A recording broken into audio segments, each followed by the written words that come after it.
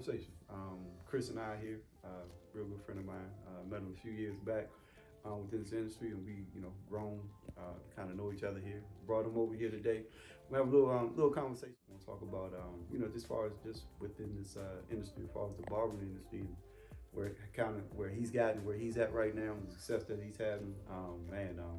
Multi-million-dollar earner in his field right now, annually. Not overall, but I'm talking about per year, doing multi-millions of dollars in this industry right now. And just showing you guys where it's at. We're talking seven-figure incomes here. All right, so with Chris also, I see now he takes like a vacation every month now. So I mean, talk to him. Where you been in the last few months, Chris? Talk to him. Man, I've been traveling. Last year I was working hard. And I decided towards the end of the year, every month I'm gonna take a vacation. I've been to Europe. Been to a few of the islands, Dominican Republic, Puerto Rico. Just trying to, I worked hard and I'm just trying to enjoy life again. Got the vehicles, got the cars, you know what I'm saying? He got the Porsche out there. We'll see that, y'all. Oh man, I got the Porsche, electric Porsche, Maserati, got the new Corvette, the 1971 Nova, the Bel Air, the brand new Tahoe, Lexus, the Rover. Cars is nothing, We trying to get into buying buildings now, It is. Hey, you got a lot of cars, you got to think about what you got. You know what I'm saying? But I might have missed a few, too. Last time that we hooked up, right? Last time we talked, we were talking six-figure ball. A lot of people, they might not be familiar with you. I've been following you for a while, you know what I'm saying? And man, I'm just excited to have you here for one. Two, just to know you and just watch your progression. All right, and man, just tell me a little bit about yourself. Just give them a little history about yourself and what's going on. My name is Chris Herrera. I was a barber for about 18 years. I've owned 3 barbershops. Some of the busiest, barbershops in my area. Anytime I opened the shop, I always, worked hard to make it the #1 barbershop in the area. I always had that different work ethic, you know what I'm saying? Like, the type of person, I'll never let anybody outwork me, you know what I'm saying? If somebody's better than me, I'm always, I'm that guy watching, always trying to learn, always trying to better. 5 years ago, I got into an industry that's called scalp micropigmentation, which is, a hair tattoo, for people who were balding. I even got SMP on my beard. It's freshly done, so it looks really dark, but, it's got to run its course. It's going to get light, but scalp micropigmentation, it changed my life. It took me to a whole other level in life, Mm-hmm. So, give them a little history and background about, I guess, your upbringing and what kind of got you into the barber. Grew up really, really hard. My dad's from El Salvador. Basically, a single father raising 2 boys, me and my twin brother. Growing up, it was, he had to work, so me and my brother was in the streets, so we used to run the streets, just getting into a lot of trouble, basically I did, got locked up a bunch of times, got sent to group homes, shelters for kids. We just basically, started doing drugs and drinking at a very young age. Whatever anybody wanted to do, we're like, oh, let's go rob this person, let's go do this, let's go do it, whatever, you know what I'm saying? So, we grew up really tough. We didn't really have, anybody there watching us and stuff like that. So, we did a lot of bad stuff growing up, sold drugs and, drinking at a young age and stuff like that. The courts ended up taking us from my father at a very young age. So we basically grew up in the system, Don't get me wrong, like my dad, he did the best that he could for us, but just being a single father. My mom, she was in our life, you know what I'm saying? But, we would see her like every other weekend, and so me and my brothers, me and my twin brother, we just, we got in a lot of trouble, basically in and out of detention center. And one time they took us, they told my parents, like, basically, you guys can't control your kids. We got to take them. So I ended up going into group homes, shelters. And one of the lowest points in my life, a barber was working in the shelter. And, it was, honestly, the worst time of my life. I was waiting for placement. I didn't know what was my next move, what was about to happen. And the barber, he cut my hair, And I tell people all the time, that's the haircut that changed my life forever.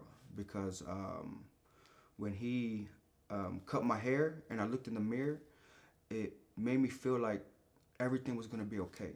I felt better about myself, A haircut, I mean, it was a powerful moment in my life, That haircut changed my life forever. So that's when I decided that's what I want to do. I want to make people look good and feel better about themselves. Even I guess like even being in a group home and stuff like that, the group home that I was in, I was always like like very ambitious, a go-getter, a hard worker, you know what I'm saying? So in the group home, they gave us a little bit of structure, and I ended up, working at a barbershop at the time, got into the barbershop because I wanted to make people look good and feel better about themselves, like that haircut did for me. And in the group home, I ended up being the first person in like 5 years to get to level 4, and the first person in history of the group home to get to level 5. So, whenever I put my mind to something, I feel like I can do anything. You know what I'm saying? Mm-hmm. Like, so I ended up, getting into the barbershop. I actually got into a barbershop, in life, in anything you do, it's always tough at first, and, like, as a barber, you're going to mess people up. You're going to be sitting a long time. You're going to be, you're not going to make money, you know what I'm saying? But, in anything you do, you stick in there and you give it your all. Of course, you're going to end up, growing. So I ended up, basically doing a couple years in the system. Got out, I think when I was like, I gotta say I was probably like, I don't know, maybe like 19, 20 years old. Ended up going back home with my father, sharing rooms with my twin brother. Basically sleeping on the floor on a mattress, on a dirty mattress, because being my father from El Salvador, and just growing up Section 8 and stuff like that, like we was poor growing up, Mm-hmm. So basically sleeping on the floor on a dirty mattress, sharing rooms with my brother. I ended up joining another a barbershop in the area where I lived at, and just basically stuck in there. End up just becoming a great barber, building clientele, putting in work. I wasn't the type of barber that just sat there and waited for people to come, no. Mm-hmm. I go through a drive-through, I'm handing out my card. I'm going, let's say FedEx, I don't know, anywhere I see somebody, I'm handing out my card, like I'm a go-getter, you know what I'm saying? In the neighborhood where I grew up at, mm-hmm. there was a group home like 5 doors down mm-hmm. from us, right? 5 houses down, mm-hmm. and it was a boys group home. Mm-hmm. There was a girls group home that was a few streets over, mm-hmm. okay? But in the boys group home, went to school with them, mm-hmm. all right? I went to school with them, coolest dudes ever, you know what I'm saying? They, whatever situation, they were there. Mm-hmm. And, I mean, it was about maybe 8 of them, mm-hmm. 8 guys there. Mm-hmm. And I would see that, a lot of them, they'll have them to work, go get a job, and, going to school. And, I seen that they were staying there. Sometimes they would be able to get a visit to go home. Sometimes on the weekend, I would see that. Yep, that's true. I saw that. At the same time, I think, they used to come by the house and I used to cut them, mm-hmm. you know what I'm saying? We're, to this day, we cool as ever. Mm-hmm. And I saw that all of them went on to be able to, after they came out of that group home, mm-hmm. to be some pretty, successful guys mm-hmm. Within society here mm-hmm. as well. That's amazing. Yeah, so it's rare. It's rare. From what I was seeing from them, good dudes, you know what I'm saying, good guys, and they would get some, they'll get some freedoms. I know they had their curfews and stuff like that, yeah. But they could ask if they were able to do some things, and I guess if, they were pretty good at home, they'll allow them to, and you got some counselors too, right? Yep. That they understand, give them a little leeway and stuff like that. Yeah. But what I'm hearing from you is from one, I guess that Barber, he kind of made you feel a certain way. Yeah. And it really, you're like, hey, I kind of like this here. And I think, in the profession, that men it's a mental, or like mental health type thing there, and we're almost like therapists, in that aspect. But seeing your father though, hard working guy. Yeah, very. So I'm thinking you got your work ethic just watching him. Huh? You know what I'm saying? What you think? I'm nothing like my dad. No, I mean the work ethic. What you think, far as just working hard? What you think? Did you kind of grab that from him, or what do you kind of build? Or it might even been an aspect of you just saying, I don't want to be like that, so I'm putting in this work where I won't have to see that situation again. I would say I grind the way I do because I grew up super poor, and I wanted, like when I was younger, I had to steal to get, to get what I want, because being as poor as we were, I mean, me and my brother school shopping, went to thrift stores and would get like 2 pairs of shirts each, and then during school we had to switch it out. Like Monday and Tuesday I wear my clothes, Wednesday, Thursday I wear his clothes, and people would be like, didn't your brother wear that yesterday? That type of stuff, you know what I'm saying? When I see that actually hurt me. So, like me and my brother used to go out and have to steal clothes, you know what I'm saying? Just so that, we wouldn't have to go through that type of stuff, you know what I'm saying?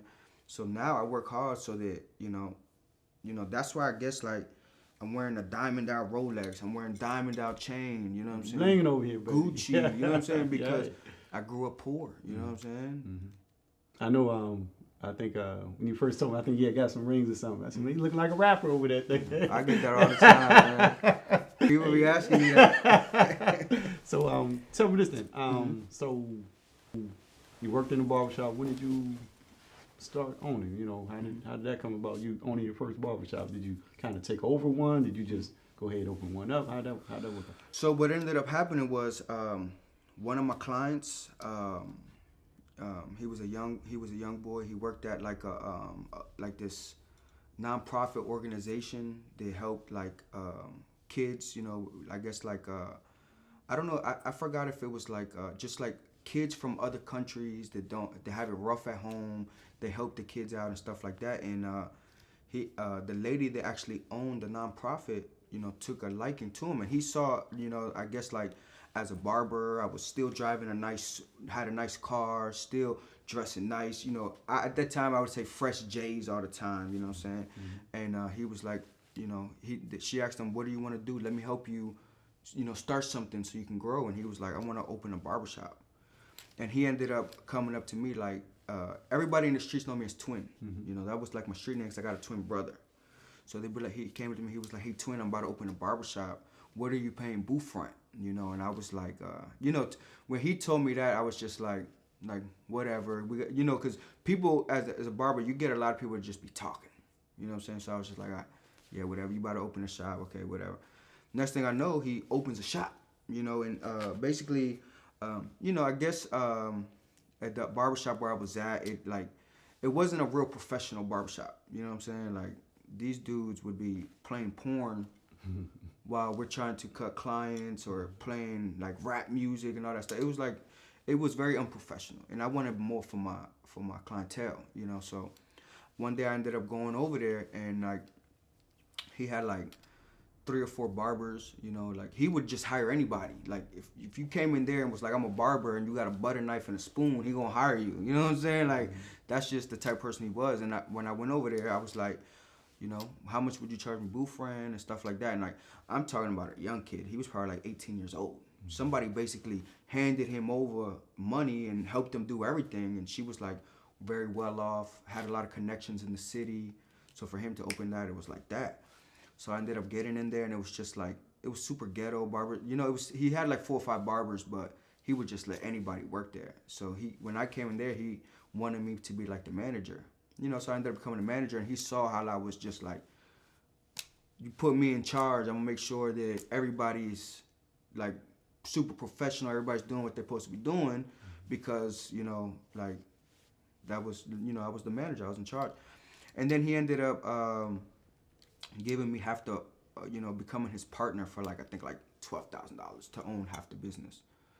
So we ended up getting a loan through the bank, I don't know how I did it, but, I ended up, me, my dad, and like, luckily, we were able to come up with $12,000 and ended up becoming half the owner of the business. And, that's how I got into my first shop, was just like, honestly, like, I would have to say it was, we we manifested it, because I don't know how that even, we made it happen, you know what I'm saying? But it ended up happening. I ended up becoming half of the owner of it, and I was just like, running it like a very professional business. You know? I think you said 3 barbershops? 3 barbershops. I've owned 3 barbershops. I own 1 right now, I don't even be, I be forgetting I own a barbershop. So how long you been an owner? So I would say I've been an owner since I was like maybe 24 years old. I'm a 30. This month I'll be 35. Okay. Nice. So 9 years. Yeah. Nice. Good. What kind of made you make that transition then from I guess from the barber now to the S&P world, man? What was that all about? So one day I went into Panera Bread, and I seen a guy. They had a blue and a green head. It was a tattoo of a shape up, and he had like some super arched, but the guy was super fly, you know what I'm saying? Straight Gucci outfit, long chain, like very well dressed. You can tell he was successful. And I go up to him, I was like, is that a tattoo of a shape up? And he was like, yes, brother, this is what I do. It's called scalp micropigmentation. And at the time I was like, I was very materialistic, So I was like, man, let me go out here and see if this dude is driving something better than I was driving. I think I had like a $70,000 vehicle at the time. It was a Jeep Wrangler, lifted up, big rims, the ones with the top comes off, the doors come off. I had it hooked up, and I just wanted to see if, he was driving something nicer than me out there, So I went out there, and I didn't see nothing, honestly. So I was just like, man. And then I ended up seeing a barber named Jesse Lima in Florida. I seen him doing scalp micropigmentation, and it was like some of the cleanest work I ever seen. I seen the other dudes work, but it was just, I wasn't impressed, Jesse Lima, I seen his work, and I was like, damn. I ended up reaching out to him. He was like, yeah, man, this is next level. The money you can make between $1,500 and $4,000 a client. And I got into the barber industry because, as a barber, I wanted to make people look good and feel better about themselves. But scalp micropigmentation, that's like making people feel better about themselves, but on a whole other level. So I ended up getting into the industry. Good. So as a barber and owner too, Yeah. In some shops and stuff like that. Yeah. I mean, how was you living? How was the income? How was the money with that then? It was, being a barber, and a barbershop owner, a successful barbershop owner. Now, I'm not going to talk about, I was doing booth rent with my barbers. Doing commission is a whole other level. You know what I'm saying? But I was doing booth rent. You can live comfortably. You can drive a decent car. You can live comfortably. You know what I'm saying? You can live in a decent house. I definitely wanted more than just that, though. Right. Exactly. And did you see? I guess was kind of dealing with the barbers was like a headache. Doing all that. Man, being an owner of a barbershop is like babysitting grown men. You know what I'm saying? It really is. It was more of a headache than anything, for real. People don't understand. They think just because you own a barbershop, you rich, you successful. Nah. So now with the scalp micropigmentation, how long you been doing that now? This is my 5th year. 5th year now. Yeah. All right. So I think when we spoke, you were probably about a year and a half, 2 years in. Yeah. All right. And you was happy. You said, man, you was trying to get a lot of people in. Say, man, y'all need to jump on this. This is like being a doctor, physician. Right. Life changing. Yeah. Life changing. And I think at that time, I think you had a home. Yep. I think you had a home. Yeah. Single family home. Yeah. So tell us now. I mean, I know what's going on, but tell us now how you looking. As far as with everything, far as with the income with that and what it's looking like. Talk to me. So basically, now 5 years in, I have won international awards. I'm sponsored by a bunch of companies. I won 2021 FYT Pro Artist of the Year, and they have some of the best artists from all around the world. I won, Pro Artist of the Year. I'm probably I am the busiest artist in the world, And as far as companies, my company in the industry is, definitely top 5 in the world. I'm living good. I'm happy.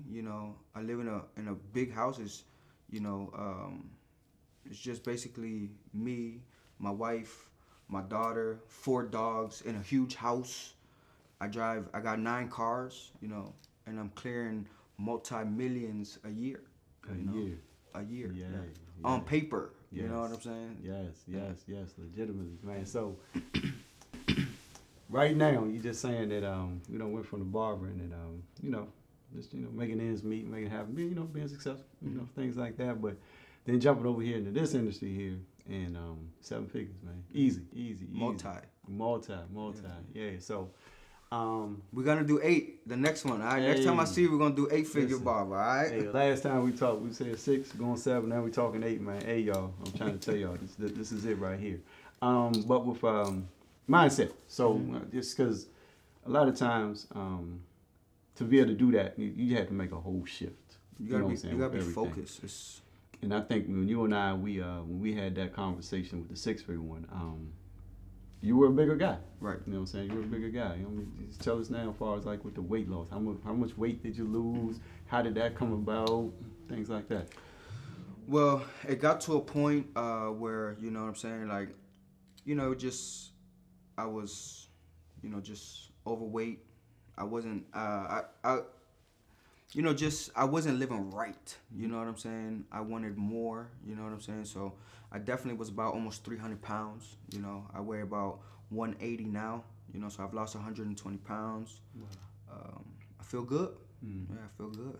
Change your diet? Change my diet, change the way I eat. I'm working out a lot more, yeah. Yeah, so there's a lot of times what I've learned over my years and telling people too, that the body is a high performance race car. Yeah. All right, and you got a lot of people that just not optimizing the way it should be. Okay, so even in a high performance race car, you wouldn't go to just a regular gas station and put 87, 89, 92 in there. All right, you got to put that high performance gasoline in there. All right, the race car gasoline in there to make it optimize and run the way it's supposed to. If not, it's gonna be sputtering and smoking and might not start and all that stuff. And your body's the same way. I tell people that. With your body and then with your mind too. So your mind stretched. Your mind completely stretched from where you were starting from, seeing what you were seeing, the way you grew up to now. Mm-hmm. And we always say that, once you that stretched that mind, your mind will never go back. You know what I'm saying? You'll never go back. So it's just all uphill from here, you know what I'm saying? That's right. But with that, your diet changed, you know what I'm saying? You're working out. So you're getting that race car working at optimal performance there. Sleep. How do you sleep? Do you, as far as TV, stuff like that? Mm-hmm. Tell us about that. So I don't watch TV. I don't watch no TV at all. I personally think like, this is gonna sound crazy, but the TV, sports, and all that stuff is made to keep people busy. So they don't go out and do what's really important, you know what I'm saying? Because you really don't have a lot of time to live, you know what I'm saying? So I honestly, if I watch something, it's just stuff trying to expand my mind, stuff to better my life, honestly, and just with work, period. I'm gonna say this. So I really feel like when you reach a certain level of success, and this is what I think, you know what I'm saying? Like a LeBron James, like a Tiger Woods. I feel like in my industry, I am the Tiger Woods or the LeBron James of my industry.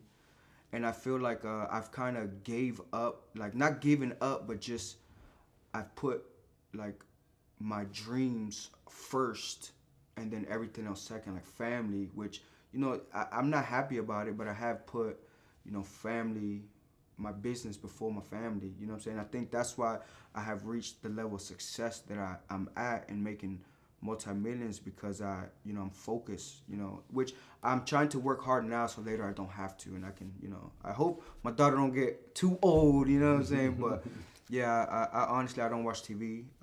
When I wake up, the first thing I do is I do my affirmations. I kind of meditate.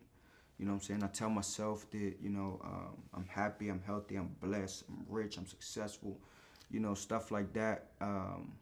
positive affirmations, you know, and I try to always be positive, you know, like sometimes people, when something bad happens to them, they sit there and they blame people, like, it's your fault, you know. I look at what I could have did better so that on the next one, it won't happen again, you know what I'm saying? Like, I'm always trying to stay positive, always trying to better myself, you know. Really, I don't have time to watch TV, you know what I'm saying? But even when I do have TV, I'd rather be in the gym. I'd rather be listening to an ebook, you know, just trying to learn. I wake up every day at 4 a.m., you know what I'm saying? Like, I try to be in bed by 9, you know what I'm saying? Up 4 a.m. every day, 7 days a week. I work 7 days a week, you know what I'm saying? It's hard not to work when, you know, I could be at home watching Netflix, or I could be making thousands of dollars a day, you know, so... That's facts. That's facts. So I think when I had opened up my first full service salon in Spa, it was like 2005, right?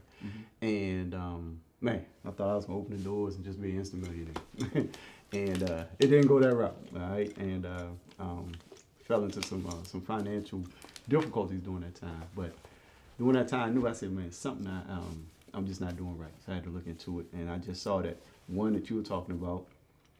Had to get obsessed, you know what I'm saying? Had to get obsessed with my industry and what I was doing there. So a lot of things did have to get put on the back burner, like you're saying, as far as the TVs and stuff like that. They say, what are you willing to give up, at least for a year, you know what I'm saying, to be able to get what you want to get. So those things like that, you know, your TV, going out, you know what I'm saying, stuff like that. Just you gotta cut that some friends, you know what I'm saying, some people that you're around, you gotta cut those people off too as well. But food, obsession with what you're doing, as far as exercise, like you're saying, all that affirmations, looking at things positively. A lot of people look at things and they'll get down with it, but the way you look at it and the way I looked at it and the way what you're saying is, they're lessons, you know what I'm saying, they're life lessons, and you're looking at it like, okay, this is the way I'm not going to do it, you know what I'm saying, I'm going to do this a different way, and just have that come out there. So, and that basically that law of attraction.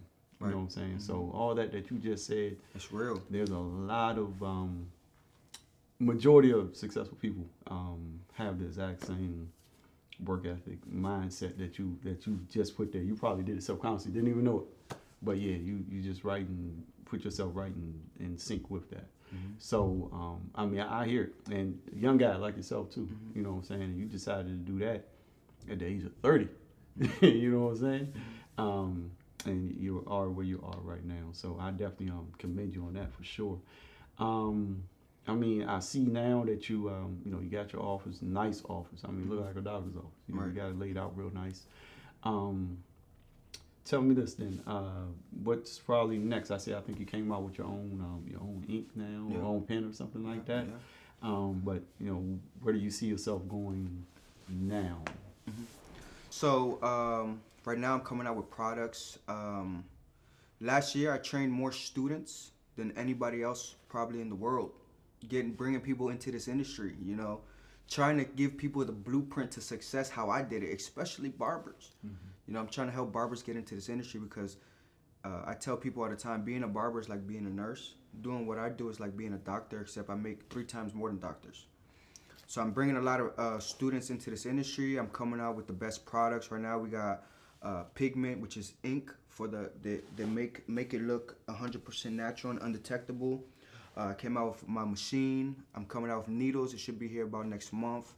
I just opened an office in New York. I got an artist in there right now. I'm trying to open up different offices in some of the busiest cities in the United States.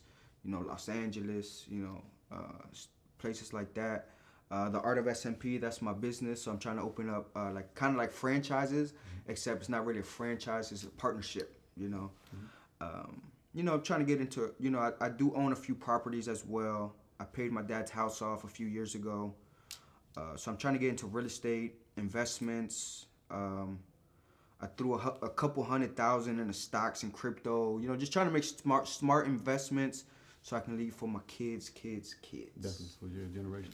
Generation. Sure. Yeah. That's big. I don't know nothing about that, you know, but I do want to start First that. generation starting that, yeah, for sure. Nah, that's beautiful. I love it. I love it. I love it. Give them your how to get in contact with you, as far as your links and stuff like that. If anybody is trying to get into this amazing industry, Scout Micropigmentation, check my Instagram out, The Art of SMP. We do classes almost every month. I love teaching people. I love helping people grow. I feel like that is one of my what I was put on the earth to do is help people out. Take people to a whole other level in their life. If anybody's trying to get into this industry, check my Instagram, The Art of SMP. I would love to help you and just see how somebody from the bottom shot to the top. You guys will see how hard I do work, but I love this industry. John, I appreciate you bringing me here, my brother. For sure, man. For sure. I'm glad you came through.